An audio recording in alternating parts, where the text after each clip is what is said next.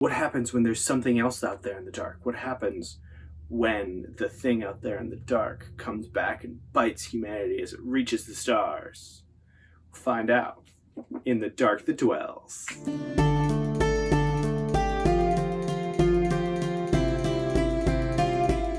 Welcome, this is The Ponderings of Pete. I'm Pete, and today we're going to talk about another self-published book, The Dark That Dwells by Matt Digman and Roddy. Read this one a few months back for the self-published buddy read, and I liked it. Matt Digman and Roddy are both two ER doctors, which offers an interesting perspective on some of these things. They actually have an AuthorTube channel that'll be linked down below. They primarily do things like their series Doctoring the Books, where they talk about specific wounds and methods of killing in books and how you can improve on that sort of writing. So, what did I like about this book? What did I not like? Let's talk about it.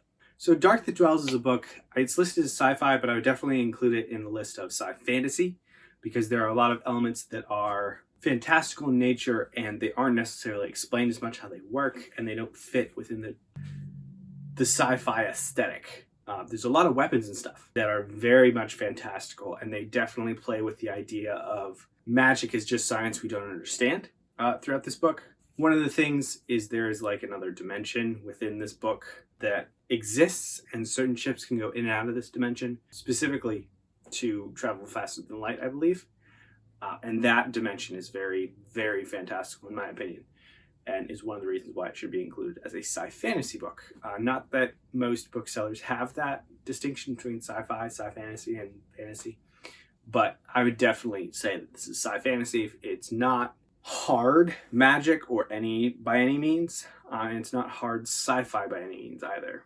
Very soft, and that's what allows the blending of the two to mix very well. So this is a book with a lot of POVs. I think there's at least 4. And each of those POVs come with some side characters. The stories do converge and intersect at different points in the plot.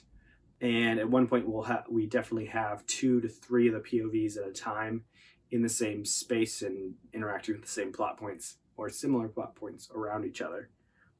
Specifically like on a planet. I felt like this didn't really cut down on the side characters, so there are a lot of characters in this book, and that can get kind of overwhelming at times. But I think they are definitely vibrant characters, although I think because we have so many side characters and the development of them, that actually detracted from some of the character development of the main characters. This book, that brings me to my next point, is this book has a breakneck speed, and stuff is thrown at you, and then other stuff changes the dynamic completely, and it is very, very fast-paced.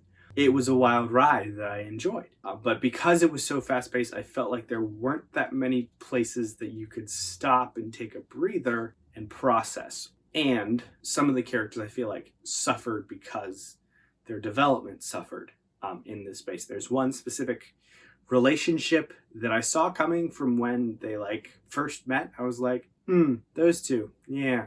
And it happened. And I think there was some artificial trying to make it into a love triangle, but I don't think it worked that well. Essentially, the romance happened exactly like I thought it would, but it didn't feel necessarily super fulfilling.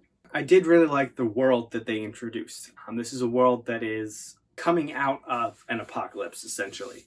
I don't think they use that word, though.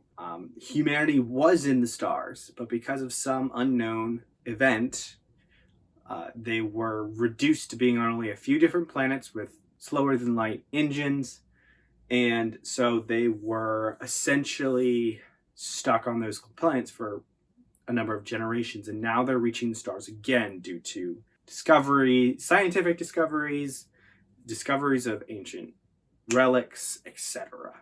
And that's where kind of the fantasy part of this kind of comes in, because some of the things that they discover are these weapons, which can do some crazy stuff, like some crazy League of Legends fantasy weapons that will change gravity or create portals or just be wreathed in fire constantly. And they're so cool, and I love them. And the concept behind some of these weapons being chosen of the gods, or champion of the gods, I believe it was, to wield these weapons is a very interesting concept, because there do seem to be some sort of gods in this society that are worshipped at the very least, if not actually exist. That part I think is not confirmed, and I think, having read a lot of fantasy, the whole does this god actually exist is a fair question.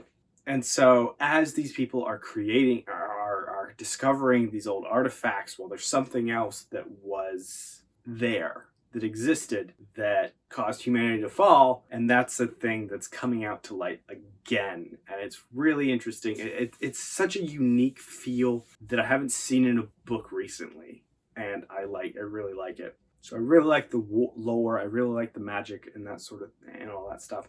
The characters I felt could use some work, like I said earlier. I didn't feel like I honestly didn't feel like I had enough time to connect with all the characters, because it was such a breakneck speed book. But there were so many interesting things and questions. There's AI that is fully functionally independent and feels like it has some sort of free will.